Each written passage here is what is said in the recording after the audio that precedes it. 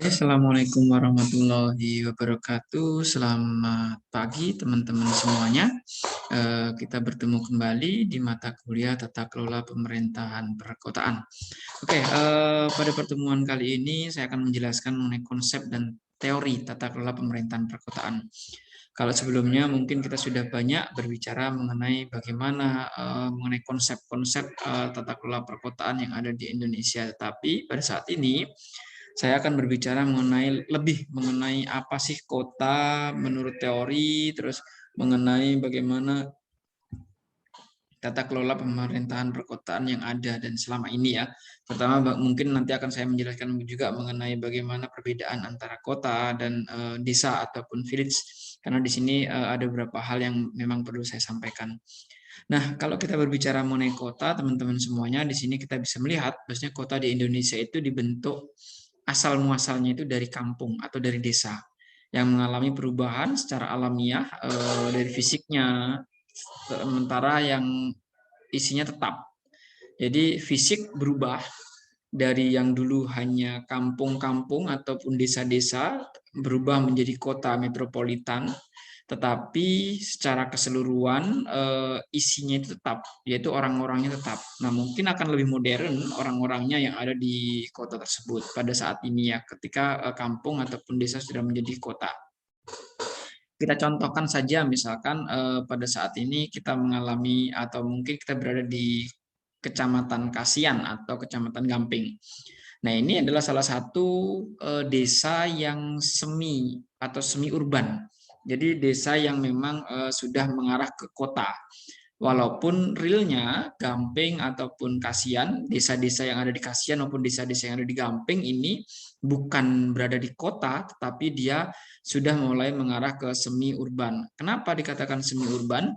Karena memang sudah banyak sekali orang-orang yang datang ke Gamping ataupun Kasian, terutama mahasiswa dengan pola pikir yang mulai banyak yang mulai banyak katakanlah banyak beraktivitas, terus yang pola pikirnya mulai berkembang, mulai modern dan sebagainya. Ini salah satu contohnya.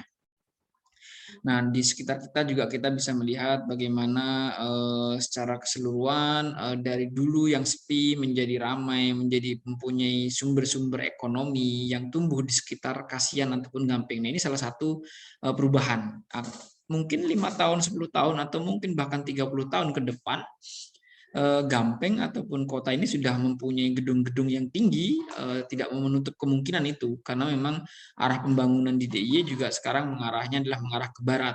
Nah, sehingga wajar kalau misalkan Gamping, kampung-kampung di Gamping ataupun kampung-kampung di daerah Kasian itu sudah dikatakan sebagai semi ataupun semi urban ya.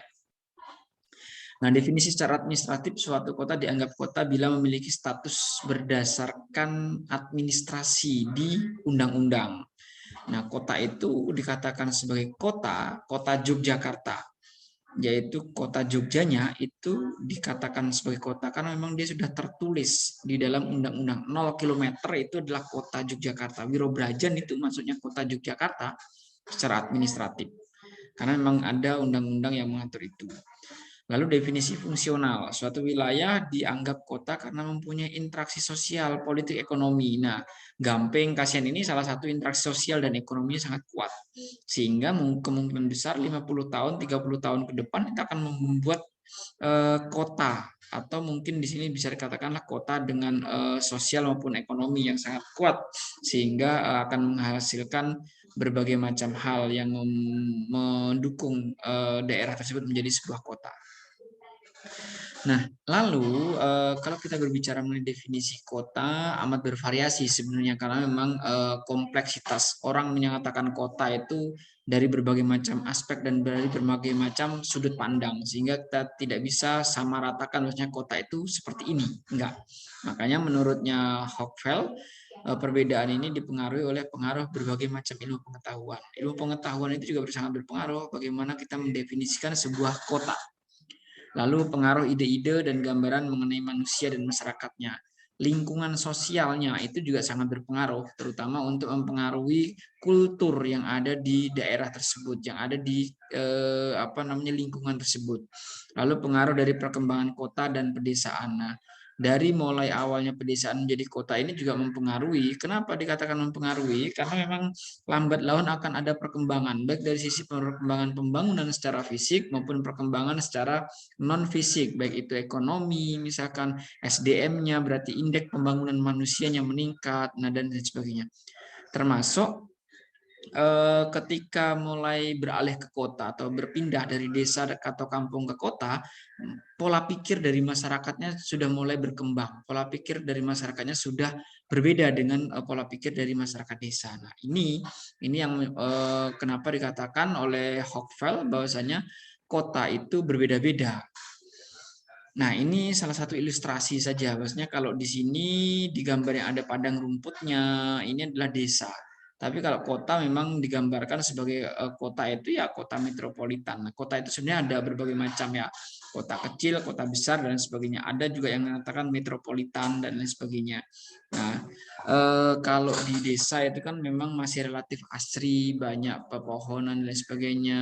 Terus apa sifatnya untuk kehidupan sosialnya itu tidak individualis dan lain sebagainya. Tapi kalau di kota memang ada beberapa aspek yang menyebabkan kenapa dia seperti itu, karena memang kultur budaya di kota. Bagaimana kalau kota ini kan SDM-nya pasti akan lebih maju dibandingkan di desa dari segi ekonomi dan lain sebagainya, sehingga kultur budaya akan mempengaruhi bagaimana tata cara kehidupan masyarakat di kota maupun di desa sendiri.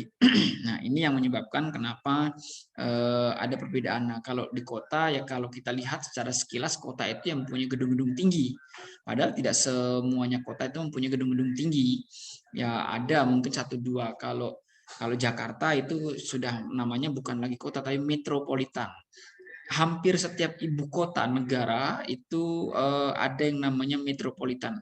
Kota-kota di samping ibu kota negara itulah yang mensupport kehidupan dari ibu kota negara tersebut. Salah satunya misalkan dari kalau di kita Jabodetabek, misalkan Jakarta, Bogor, Depok, dan Tangerang dan seterusnya itu. Nah, kalau ada beberapa di Malaysia, misalkan Kuala Lumpur dan sekitarnya, atau mungkin di Filipina itu di Manila ada beberapa kota yang mendukung Manilanya sendiri, ada Makati di situ, ada apa namanya Quezon City, Mandaluyong City dan lain sebagainya. Jadi kota-kota yang metropolitan itu terkoneksi antar satu kota dengan kota yang lainnya, terutama dalam hal transportasi, terus banyak urbanisasi yang terjadi atau mungkin banyak orang-orang yang bekerja di metropolitan atau di ibu kota negara ini adalah orang-orang yang berada di daerah kota-kota sekitar dari kota tersebut. Nah, ini pola pikir. Nah, kalau orang kota pasti akan pola pikirnya karena memang dia works ya, yang dipikirkan adalah bagaimana dia bisa hidup untuk bekerja dan seterusnya. Tapi kalau di desa kan karena masih banyak unsur pertanian, mata pencaharian yang ada di desa kebanyakan ya akan mengarah ke pertanian. Tapi kalau misalkan di kota, dia pasti akan banyaknya perkantoran. Dari berbagai macam hal itu ada kompleksitas yang terjadi sebenarnya. Di mana kalau di desa mungkin orang tidak akan melihat terjadi kemacetan dan lain sebagainya. Tapi kalau di kota itu akan terjadi traffic jam. Bahwasanya memang kemacetan di kota dengan kota yang belum mumpuni dalam tanda kutip adalah kota yang belum mumpuni dalam hal transportasi, moda transportasinya dia akan banyak salah satunya kemacetan. Terus permasalahan yang lain itu permukiman kumuh misalkan, atau welfare state, kesejahteraan. Dari kalau welfare state kan mengenai kesejahteraan negara, tapi kalau di kota itu berarti kesejahteraan orangnya.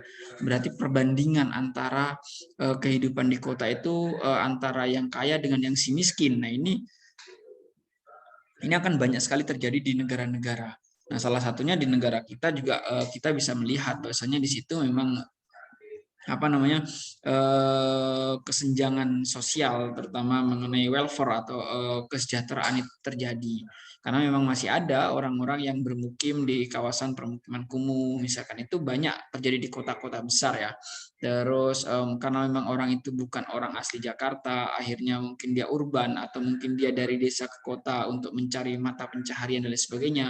Dan di sana ternyata tidak semudah yang dibayangkan. Mencari pekerjaan di kota itu mungkin tidak semudah yang dibayangkan. Mungkin kan melihat temannya yang pulang dari kota merasa lebih lebih bergening ya, mempunyai posisi sehingga dia ingin ikut-ikutan. Nah, tapi kalau kita tidak punya skill maka akan terlempar juga. Nah, ini yang sangat berbahaya. Tapi yang paling pokok, permasalahan yang paling klasik dan paling banyak terjadi itu adalah traffic atau kemacetan. Nah, tetapi kalau kita lihat di Indonesia sendiri, terutama di Jakarta, sudah mulai bagaimana moda transportasi massal. Nah, ini yang sudah mulai diterapkan oleh beberapa negara-negara yang ada di Indonesia. Negara-negara yang ada di dunia, termasuk di Indonesia sudah ada di Jakarta, misalkan di Palembang, itu moda transportasi massal yang memang sangat membantu bagaimana untuk mengurai kemacetan. Nah, lalu kota itu bisa dikatakan dari berbagai macam sudut pandang demografi, atau mungkin sudut pandang sosiologi, ekonomi, dan geografi. Tergantung kita bagaimana cara memberi pandangan mengenai kota tersebut. Nah, kalau demografi mendefinisikan tentang cara berdasarkan jumlah penduduk misalkan. Kota pasti akan lebih padat dibandingkan dengan desa, secara keseluruhan jumlah penduduk. Sosiologi misalkan pemukiman yang relatif lebih besar, padat, dan permanen. Lalu sudut pandang ekonomi memang Sulfian berpendapat kota adalah uraian mengenai aktivitas ekonomi yang berlokasi di suatu tempat. Jadi memang banyak sekali yang terjadi di kota ya, bahwasanya memang salah satunya adalah kota itu adalah salah satu sektor ekonomi, pertumbuhan ekonomi yang sangat kuat. Nah, dari sudut pandang geografi juga kota adalah suatu tempat yang kepadatannya penduduk sangat tinggi dibandingkan dengan orang-orang di daerah pedesaan. Nah, ini yang membedakan antara kota dan desa ya, secara berbagai macam sudut pandang tadi. Lalu sudut pandang perencanaan kota. Nah, kita kalau di kota itu ada proses planningnya. Bagaimana orang itu mengkonsep sebuah kota.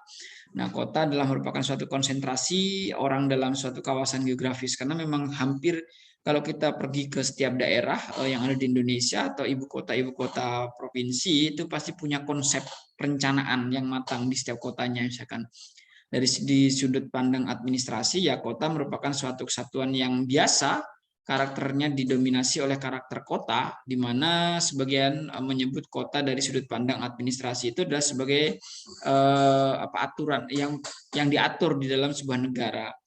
Nah, dari segi sudut pandang fungsi, kota itu mempunyai fungsi sebagai kawasan menerus yang karakternya secara konsisten adalah kota jika dilihat dari tingkat kepadatan penduduk. Jadi memang secara fungsi dia mempunyai jumlah kepadatan yang sangat kuat sekali.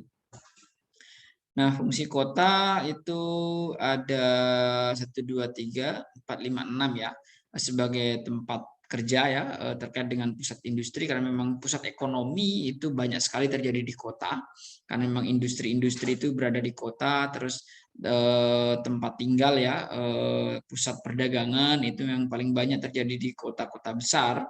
Tempat pelayanan, pelayanan bukan berarti di desa tidak ada pelayanan, ada, tetapi yang paling padat memang berada di pelayanan di daerah perkotaan.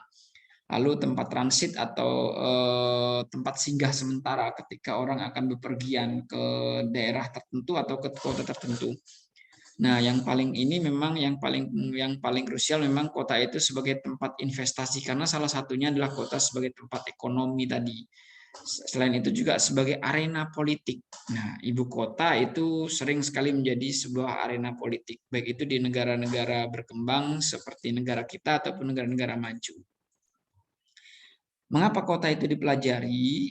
Karena kota melalui fungsinya dapat dijadikan barometer dari suatu negara. Karena kota itu juga mempunyai kekhasan atau penciri, maka perlu pengelolaan yang berbeda dari pemerintah kabupaten misalkan, atau mungkin pemerintah antar kabupaten yang lainnya dengan pemerintah yang kota lainnya. Jadi harus ada penciri tersendiri. Kota di negara maju merupakan pengembangan dari real estate yang tertata dan dirancang. Jadi memang kota di negara-negara termaju itu sudah dikonsep sedemikian rupa, sudah direncanakan sedemikian rupa sehingga dia memang benar-benar menjadi kota yang ramah akan siapapun yang datang ke situ. Nah, kalau kita berbicara mengenai kota, tidak mungkin kita akan meninggalkan yang namanya pertumbuhan perkotaan. Di sini ada berbagai macam yang terjadi ya, natural increase misalkan, bagaimana pertumbuhan secara alamiah itu terjadi di dalam kota yang mayoritas adalah dihuni oleh anak-anak muda di situ dengan tingkat reproduksi yang sangat tinggi atau dengan rata-rata pertumbuhan penduduknya adalah 3 sampai dengan 4%. Nah, ini yang terjadi di kota-kota ya ada di dunia, bahwasanya memang natural increase itu memang sangat berpengaruh di kota. Lalu migrasi antara masuk dan keluarnya atau perpindahan dari luar kota ke kota yang lain itu terjadi juga karena memang salah satu bentuk pertumbuhan perkotaan. Menunjukkan adanya daya tarik kota misalkan karena memang dia punya penciri tadi dan lain sebagainya ya. Lalu ada perubahan batas wilayah administrasi, mungkin terjadi perluasan wilayah misalkan sehingga menyebabkan jumlah penduduk semakin tambah dan semakin tinggi. Ini yang menyebabkan kenapa ada perluasan wilayah tadi. Nah, kalau kita berbicara mengenai kota menurut teorinya Van Thunen, teori ini telah menjadi satu dasar pemikiran ekonomi spasial. Jadi memang teori ini khusus, bahwasanya teori ini memang sangat relevan ya digunakan terutama untuk masalah-masalah tentang pemikiran ekonomi. Nah, ekonomi dasar teori ini adalah kegiatan pertanian di atas bidang datar homogen. Ada selain itu juga ada pusat perkotaan dan lain sebagainya. Lalu model lanjutan Van Thunen terjadi dalam pergeseran batas secara paralel. Jadi memang ada perbedaan pergeseran-pergeseran yang terjadi di daerah perkotaan ini menurutnya Van Thunen. Nah, konsekuensinya apa sebenarnya? Konsekuensinya misalkan kota hanya terpusat atau berpusat tunggal satu saja, tidak ada multi center city atau tidak ada kota-kota yang lainnya. Dia hanya satu, misalkan kota itu ya, misalkan kota Jogja ya berarti hanya di Jogja. Bukan berarti Bantul itu diakui sebagai kota Jogja. Tapi kalau Yogyakartanya atau provinsinya iya. Tapi kalau kota Jogjanya ya berarti hanya di 0 km dan sekitarnya. Setiap kegiatan berada pada satu jalur melingkar atau mengelilingi kota, jadi memang terkonsep seperti itu. Kegiatan-kegiatan itu terpusat mengelilingi mengelilingi kota saja. Asumsi ruang homogen mengesampingkan adanya prasarana transport yang merubah pola pikir ya. Memang kalau di kota kebanyakan public transport itu sudah sangat memadai dibandingkan berada di daerah-daerah kabupaten ataupun desa. Sarana dan prasarana transport itu juga menjadi salah satu faktor pemicu munculnya heterogenitas atau ruang kota secara horizontal. Ini yang menyebabkan itu kenapa terjadi. Lalu, nah kalau kita berbicara mengenai kota, nah ini kan ada ilustrasi sebenarnya bagaimana peran dan fungsi kota dari urbanisasi. Ya, memang dari desa menjadi kota atau mungkin di kota itu kan yang paling banyak itu adalah mengenai investasi, perekonomian ataupun SDM itu yang paling pokok. Teknologi jelas ya, teknologi atau modal itu jelas banyak berputar di daerah perkotaan, sedangkan di desa kan tidak seperti itu. Lalu apa sih yang dihasilkan? Sebenarnya yang dihasilkan misalkan produk industri karena memang daerah-daerah tersebut menghasilkan banyak teknologi yang digunakan, banyak pabrik misalkan atau mungkin banyak tempat-tempat usaha atau mungkin yang lainnya sehingga menghasilkan banyak industri yang dihasilkan daerah perkotaan. Nah, jasa juga begitu ya. Jasa terlalu banyak sekali yang ada baik itu jasa perorangan, jasa konsultan dan lain sebagainya. Pertumbuhan ekonomi jelas itu akan terjadi di kota-kota termasuk modernisasi. Nah, dari beberapa hal ini memang sering terjadi di kota. Biasanya memang kota itu kalau saat ini menjadi salah satu acuan atau barometer bagi perekonomian setiap orang. Ketika orang tersebut mau meningkatkan ekonomi pasti mengarahnya adalah pergi ke kota dan lain sebagainya. Nah, ini yang sering terjadi ya. Nah, mungkin itu teman-teman semuanya, kita ketemu lagi minggu depan dengan mata kuliah yang berbeda, dengan materi yang berbeda, sorry. Nah, untuk materi kali ini tentang kota dan teori saya cukupkan sekian. Saya akhiri wabillahi taufiq. Wassalamualaikum warahmatullahi wabarakatuh.